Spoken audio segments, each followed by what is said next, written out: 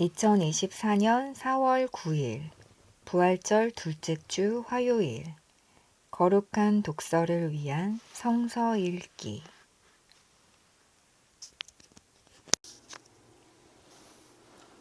시편 135편 주님의 자비를 찬양함. 할렐루야. 주님의 이름을 찬송하여라. 주님의 종들아 찬송하여라. 주님의 집 안에 우리 하나님의 집들 안에 서 있는 사람들아 주님은 선하시니 주님을 찬송하여라. 그가 은혜를 베푸시니 그의 이름 찬송하여라. 주님께서는 야곱을 당신의 것으로 택하시며 이스라엘을 가장 소중한 보물로 택하셨다. 나는 알고 있다. 주님은 위대하신 분이며 어느 신보다 더 위대하신 분이시다. 주님은 하늘에서도 땅에서도 바다에서도 바다 밑 깊고 깊은 곳에서도 어디에서나 뜻하시는 것이면 무엇이든 다 하시는 분이다. 땅 끝에서 안개를 일으키시고 비를 내리시려 번개를 치시고 바람을 창고에서 끌어내기도 하신다. 이집트에서 태어난 마지는 사람이든지 짐승이든지 모두 치셨다. 이집트야, 주님께서 표적과 기사를 너희에게 나타내셨다. 바로의 모든 신하에게 나타내 보이셨다. 주님께서 많은 나라를 치시고 힘이 있는 왕들을 죽이셨으니 아모리 왕 시혼, 바산 왕 옥, 가나안의 모든 왕들을 죽이셨다. 주님께서 땅을 당신의 백성에게 유산으로 주셨으니 당신의 백성 이스라엘에게 그 땅을 주셨다. 주님의 이름이 영원히 빛날 것입니다. 주님을 기념하는 일이 대대로 계속될 것입니다. 주님께서 당신의 백성을 변호해 주시고 당신의 종들을 위로하여 주신다.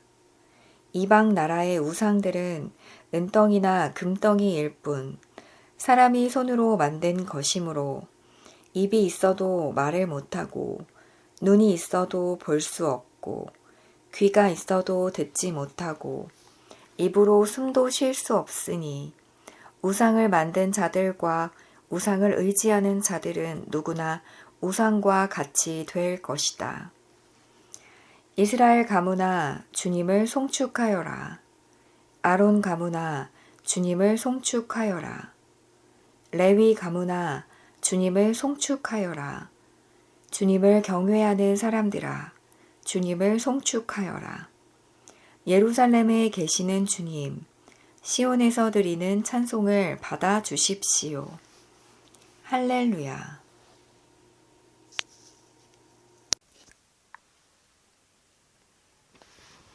제1독서 다니엘 6장 사자굴 속의 다니엘.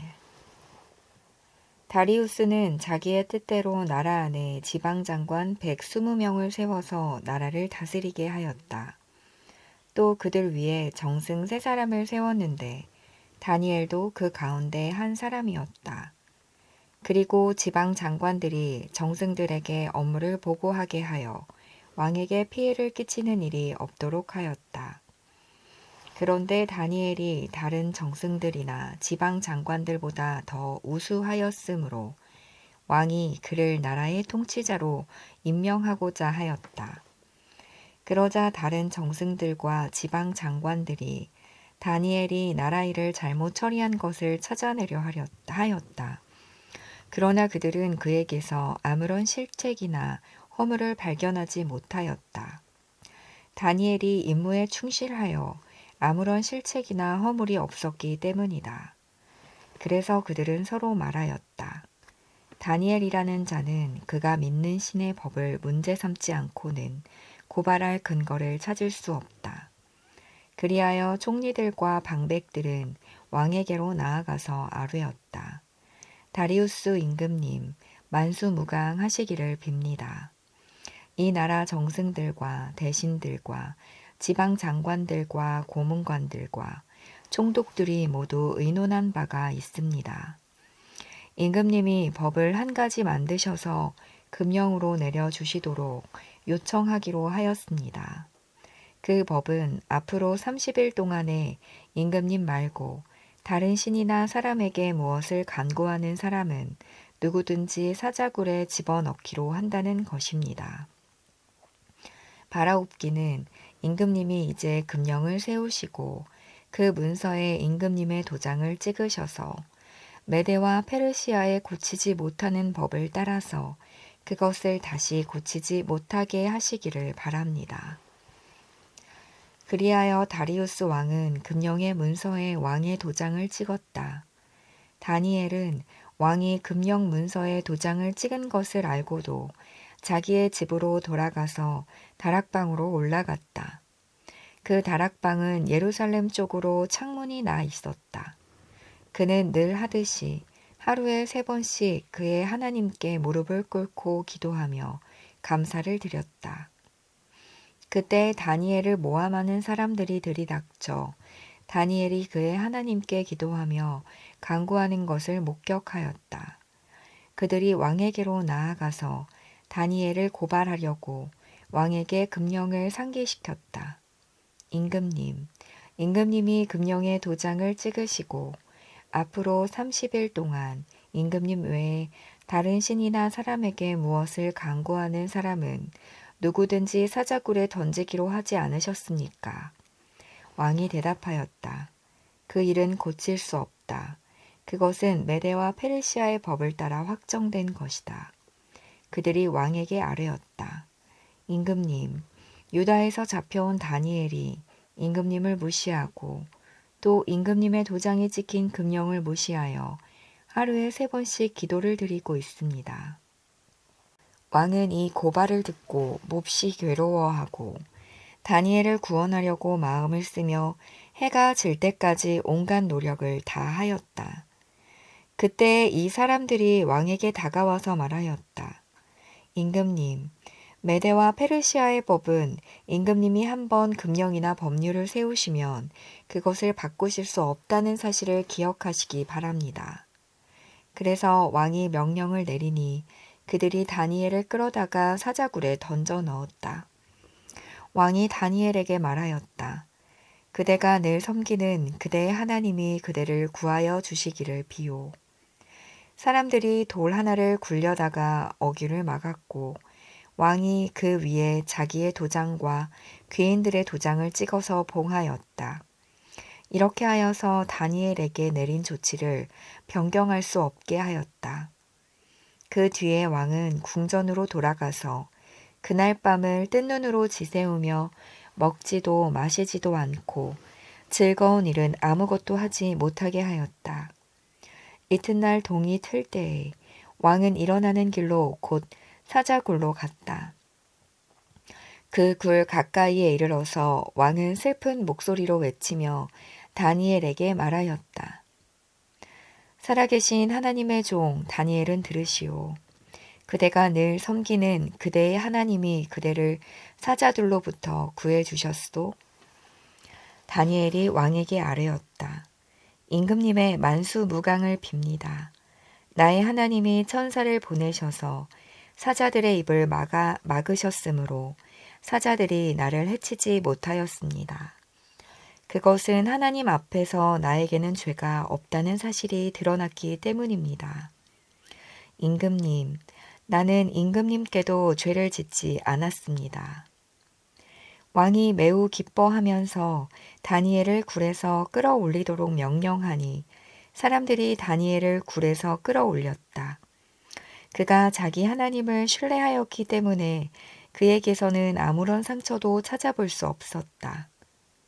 왕이 명령을 내려서 다니엘을 헐뜯은 사람들을 데려오게 하고 그들과 그 자식들과 아내들을 사자굴에 던져 넣으니 그들이 굴 밑바닥에 닿기도 전에 사자들이 그들을 움켜서 그 뼈까지 부서뜨렸다. 그때 다리우스 왕은 전국에 사는 민족과 언어가 다른 문 백성에게 조서를 내렸다. 내 백성에게 평화가 넘치기를 바란다. 내가 다음과 같이 법령을 공포한다. 내 나라에서 나의 통치를 받는 모든 백성은 반드시 다니엘이 섬기는 하나님을 공경하고 두려워하여야 한다. 살아계신 하나님이 영원히 다스리신다. 그 나라는 멸망하지 않으며 그의 권세가 무궁하다. 그는 구원하기도 하시고 건져내기도 하시며 하늘과 땅에서 표적과 기적을 행하시는 분, 다니엘을 사자의 입에서 구하여 주셨다. 바로 이 사람 다니엘은 다리우스 왕이 다스리는 동안과 페르시아의 고레스 왕이 다스리는 동안 잘 살았다.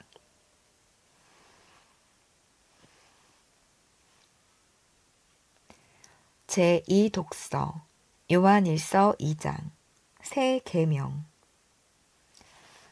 자녀된 이 여러분, 내가 여러분에게 이 글을 쓰는 까닭은 그의 이름으로 여러분의 죄가 용서함을 받았기 때문입니다.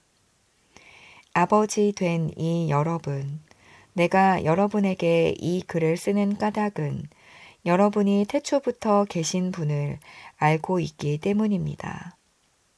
젊은이 여러분, 내가 여러분에게 이 글을 쓰는 까닭은 여러분이 이미 악한 자를 이겼기 때문입니다. 어린이 여러분, 내가 여러분에게 이 글을 쓰는 까닭은 여러분이 이미 하늘 아버지를 알고 있기 때문입니다. 아버지 된 이 여러분, 내가 여러분에게 이 글을 쓰는 까닭은 여러분이 태초부터 계신 분을 알고 있기 때문입니다. 젊은이 여러분, 내가 여러분에게 이 글을 쓰는 까닭은 여러분이 강하고 하나님의 말씀이 여러분 속에 있어서 여러분이 그 악한 자를 이겼기 때문입니다. 여러분은 세상이나 세상에 있는 것들을 사랑하지 마십시오. 누가 세상을 사랑하면 그 사람 속에는 하늘 아버지에 대한 사랑이 없습니다. 세상에 있는 모든 것, 곧 육체의 욕망과 눈의 욕망과 세상 살림에 대한 자랑은 모두 하늘 아버지에게서 온 것이 아니라 세상에서 온 것이기 때문입니다. 이 세상도 사라지고 이 세상의 욕망도 사라지지만 하나님의 뜻을 행하는 사람은 영원히 남습니다. 아멘.